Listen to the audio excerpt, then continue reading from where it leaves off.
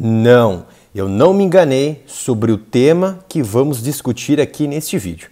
Provavelmente vocês já sabem que o tema a ser discutido aqui é sobre a Federação, ou melhor, a Associação Mundial de Boxe, que tirou as sanções contra alguns boxeadores pugilistas da Rússia e também da Bielorrússia.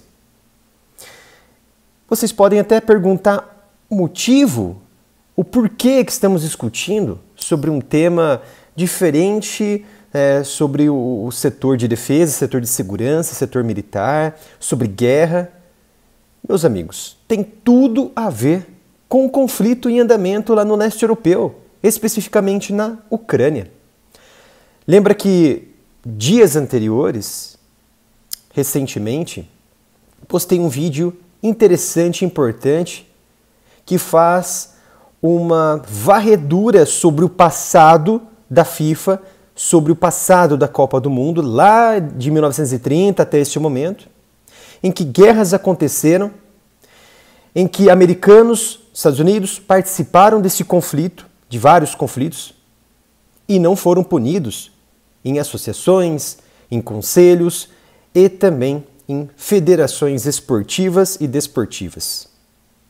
Agora, neste momento que a guerra na Ucrânia vai se desenrolando sem uma possibilidade de finalizar, de ter um cessar-fogo, a Rússia ela não participou da Copa do Mundo lá no Catar. Por esse exato momento, por este exato, na verdade, motivo de ter iniciado um conflito no leste, na Ucrânia, em 24 de fevereiro deste ano. Mas, enfim, se vocês quiserem entrar a fundo neste vídeo sobre a FIFA, sobre a Copa do Mundo e a Rússia, a punição na Rússia e não a punição nos Estados Unidos, sugiro vocês entrarem aqui neste vídeo feito há mais ou menos uns 11 dias. Muitos países ficaram de fora da Copa do Mundo por causa de guerras, menos os Estados Unidos. Um conteúdo bem diferente e bem legal para vocês aprofundarem e entenderem tudo que está por trás deste monopólio econômico, deste monopólio político, geopolítico, diplomático, de inteligência contra inteligência e espionagem no planeta de um lado só, do Ocidente. Então, vamos entrar nesse assunto, um assunto muito interessante, principalmente pelo tema que eu gosto muito, que eu sou apaixonado por lutas, por esporte de contato, jiu-jitsu, judô, boxe, wrestling, muay thai, entre outras modalidades que fazem realmente a imagem do homem ser um guerreiro que está ali enfrentando o seu adversário, respeitando o seu adversário de forma única, que exige o quê? Concentração. A Associação Mundial de Boxe tira sanções contra os boxeadores ou pugilistas russos. Então, aqui, vocês têm a partir de 14 de dezembro, que é a Associação Mundial de Boxe. Temos a Associação Mundial de Boxe, temos, por exemplo, o Conselho Mundial ali de Boxe, entre outras entidades. Essa é a pioneira, a mais importante do planeta, que é a Associação Mundial de Boxe. Ela retornou representantes da Rússia e da Bielorrússia às suas classificações. Mas o que isso quer dizer? Os russos vão poder lutar e defender a sua bandeira? Negativo. Vejam só, a organização ela reconheceu que os atletas nada tem a ver com o conflito na Ucrânia e, por isso, não devem ser discriminados, perfeito, por motivos políticos. Seja em outro conflito envolvendo outra nação, não tem nada a ver atletas serem punidos por um produto que foi iniciado por uma autoridade, por um político que quis adentrar em território alheio, criar guerra, criar destruição. Eles não têm nada a ver, não tem nada a ver com isso. Ao mesmo tempo, o comunicado oficial da organização contém uma ressalva. Foi decidido que qualquer boxeador que se manifeste em apoio às federações da Rússia ou participe também de atos do governo, será imediatamente removido das classificações. Agora, vamos lá entender melhor. Os boxeadores da Rússia e da Bielorrússia, incluindo o campeão mundial dos meios pesados, Dmitry Bivol, poderão competir sob as bandeiras de seus países e, se vencerem, ouvirão os hinos nacionais de suas respectivas nações e não organizações. Entenderam? Eles podem, sim, estar ali no pódio, por exemplo, se eles forem campeões, se eles vencerem, ou até mesmo se não vencerem, ele tiver a oportunidade de levantar a bandeira, eles podem fazer isso. Não há uma especificação em relação a isso, mas do hino nacional sim.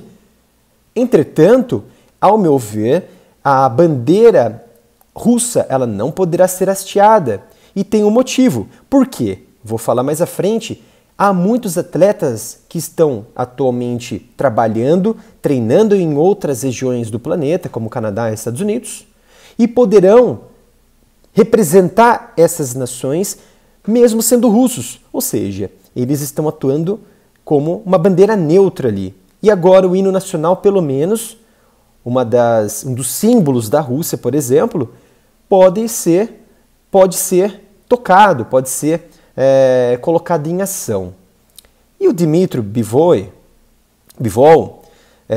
ele, vocês estão vendo aqui nessa imagem, esse que está fazendo aí uma direta nesse outro lutador, ele não tem nenhuma participação militar, nenhuma ligação com as altas autoridades, com o alto escalão da Rússia. Não possui. Inclusive, ele é o campeão atual do WBA desde 2017. Então, ele vem ali carregando o cinturão e ele vem ali treinando em outra região que não é a Rússia, agora principalmente pelo motivo da guerra, e também ele está naquela faixa de recrutamento. É claro que não é por conta disso que ele está afastado, porque até então, como ele é um atleta que poderia estar representando a Rússia nesta modalidade de boxe, certamente as autoridades iriam dispensá-lo, por ser uma figura notável ali. E também ele não tem nenhuma ligação com as Forças Armadas da Rússia. E aqui vocês estão observando que o Bivol, ele deu entrevista a alguns jornalistas e ele se mostrou uma figura de oposição a esta guerra na Ucrânia que foi desencadeada por Putin.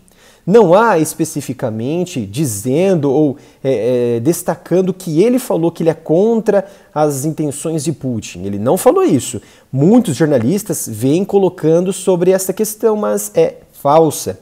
O que ele colocou foi, vocês estão observando aí, claro que isso me afetou, porque tenho muitos amigos na Ucrânia, tenho muitos amigos e também parentes na Rússia, é claro.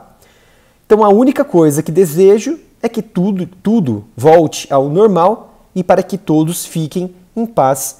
Foi esta declaração que ele deu para esse jornalista do setor do esporte, e mostra que a posição dele não é contra Putin, mas contra a guerra. Então isso já pode destacar algo positivo para ele quando assim ele retornar à Rússia, quando todo esse conflito, quando toda essa guerra chegar a um ponto final, que é isso que a gente espera, de certo modo. Então, os especialistas esperam que outra associação profissional de boxe, uma das principais também, claro que a WBA é uma das principais, mas a WBC também, onde 16 russos estão sob sanções, tome também uma decisão semelhante em breve, ou seja, que facilite a entrada. Por quê? Veja bem, como é que aconteceu na FIFA, que boicotou antes mesmo do conflito a presença da Rússia no Mundial, isso foi realmente uma gota d'água para o esporte, porque foi utilizado como política para se chegar a um fim, se chegar a um objetivo, que era, além de criminalizar, é claro, tem todos seus objetivos ali em relação à guerra, mas sim na questão política, em trazer o mundo contra a Rússia e também contra civis inocentes, contra, por exemplo, atletas, empresas que não têm nada a ver com esse setor. Lembram do Chelsea, aquele time de futebol? Um dos donos ali, um bilionário russo, ele era dono, ele teve que vender parte das suas ações ali, dos seus papéis ali do time do Chelsea, para não afundar o time, não levar o time a um colapso total financeiro, econômico e até mesmo levar à própria prisão deste dono ali, que de certa maneira ele fazia uma ponte Rússia e Europa. Então ele queria que a vida dele continuasse dessa forma. Foi então que ele vendeu a sua parte e hoje ele pode viver melhor, por exemplo, na Europa, sem problema algum. Então a WBA ela impôs suas sanções no final de fevereiro de 2022, como aconteceu a mesma coisa com a FIFA, imediatamente após o início da operação militar, que assim Putin define como guerra. E é verdade que mesmo assim a associação abriu uma exceção para 3 atletas, que foi o Dmitry Bivol, que eu acabei de falar, que foi um campeão do meio pesado, Alexei Yegorov. O Alexei Yegorov, que vocês estão vendo aqui nesta imagem, ele é um pugilista também que não possui nenhuma relação militar com a Rússia, com Putin, principalmente com o alto escalão. E ele não possui. Inclusive, há uma coincidência interessante em que diversos jogadores profissionais, por exemplo, de boxe, tem um goleiro e um jogador também ali de linha do hóquei, que tem o mesmo nome dele. E além disso, há uma, que eu vou mostrar nesta imagem aqui, muitas pessoas confundem Alexei Yegorov com Alexander Yegorov. Eles não possuem nenhuma relação, parentesco, nada, mas eles confundem Alexander Yegorov com Alexei Yegorov, o pugilista. Por quê? Alexander Yegorov, além do nome, ele foi um militar, um comandante do Exército Vermelho, lá da década de 1903 a 1938, e ele lutou ali nas frentes de batalha na Primeira Guerra, nas guerras civis, inclusive ali na Revolução Comunista, Revolução Soviética. Posteriormente, assim como outros também do alto escalão do Exército Vermelho, foi considerado traidor em algum momento durante a sua passagem de serviço no Exército Vermelho. Inclusive, a sua esposa, ela também, que era polonesa, ela também foi acusada de traição e foi considerada uma espiã da Polônia. E foi executada na frente, vejam só que absurdo, na frente do próprio Alexander Yegorov, em 1900, se eu não me engano, 1938 e 1939. Algo parecido com isso daí, um ano após ele finalizar o seu serviço militar no Exército Vermelho. Isso foi uma devastação psicológica, moral para Alexander Yegorov, que posteriormente ele foi fuzilado em 1939 e seu corpo foi cremado. Então, realmente uma situação bem delicada para este soviético e que muitas pessoas confundem o nome ali de Alexei Yegorov. E de um dos nomes que foram... um dos nomes que entrou ali na exceção da WBA foi Radzab Butaev, que lutavam pelo título. Eles tiveram o direito de falar, mas em um estado neutro, ou seja, em uma nação que não exerce plena atividade bélica. Mas que isso é difícil, porque sabemos que o Ocidente oferece condições para que essa guerra continue e a Rússia ela também continua com suas ofensivas. Então, para finalizar, é interessante a gente colocar que muitos desses atletas, eles atuam, por exemplo, em outras nações, como havia dito. Apenas 4 russos têm essa oportunidade que representar legalmente qualquer outro país, exceto a Rússia. Por exemplo, na WBC, não há na WBA. Vamos ler aqui, ó. O chefe da entidade, o mexicano Mauricio Suleiman, disse então que qualquer um desses atletas poderia entrar com uma petição para rever a decisão do Conselho WBC e ficaria nas classificações se comprovasse que poderia representar legalmente qualquer outro país, exceto a Rússia. Então, teoricamente, apenas 4 russos têm essa oportunidade hoje, que é o Artur Beterbiev, Sergei Kovalev, Aslabek Makhmudov e Igor Mikhailkin. Esses indivíduos, eles também não têm nenhuma ligação aparente, sim, dentro do escalão russo que eu investiguei aqui. Entretanto, não há qualquer ligação deles, não que a gente saiba, mas não há qualquer ligação direta que a gente possa encontrar no alto escalão das Forças Armadas russas.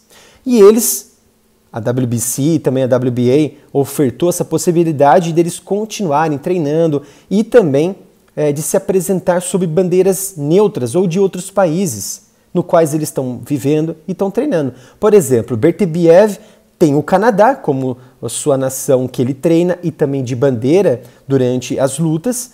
Kovalev tem os Estados Unidos, Makhmudov e Mikhailkin, que tem a Alemanha, uma das grandes desafetas ali da Rússia, que recebia gás, recebia petróleo russo e mesmo assim ajudava a atacar os russos lá na região da Ucrânia, ofertando possibilidades, ofertando equipamentos para os ucranianos. E vocês acreditam que esses indivíduos estão traindo a Rússia, indo para outra nação treinar? Isso acontece com dezenas, milhares de atletas. Isso é comum.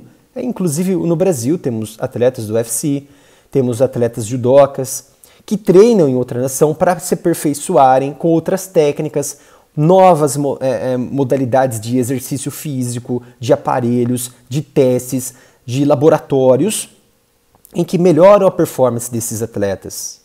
E também há uma possibilidade, uma porta ampla, um monte de janela que se abrem para eles se dispor ao mundo com seus talentos, com suas lutas, com suas técnicas. Isso nós sabemos. Mas aqui em relação a esses russos que estão treinando e representando a bandeira dessas nações que estão treinando, vocês acreditam que eles estão traindo a Rússia? Que eles estão traindo o governo russo? Deixe nos comentários o que vocês acham. E também deixe nos comentários o que vocês acreditam que vai acontecer com esses russos, com esses atletas, entre outros também indivíduos que saíram da Rússia para não representarem ali as reservas que foram convocadas por Putin quando a guerra acabar. Quando, vamos lá, tiver um Minsk III, um tratado de Minsk III, e tudo ficar em paz, tudo ficar ali dividido certinho os territórios, enfim, vamos ter esse cenário mais positivo possível. Vocês acreditam que esses indivíduos, eles vão ser considerados traidores quando retornarem à Rússia? Deixe nos comentários. Muito obrigado pela presença de cada um de vocês neste momento. O vídeo ficou um pouco longo, mas vale a pena assistir até o fim. Peço que se inscrevam aqui no canal, ativem o sino de notificação e, se não for muito, pedir a vocês para doarem qualquer valor para a nossa chave Pix, que é o canal areamilitarov@gmail.com. Vai ajudar e muito o nosso trabalho diário aqui na plataforma do YouTube. Até o próximo vídeo.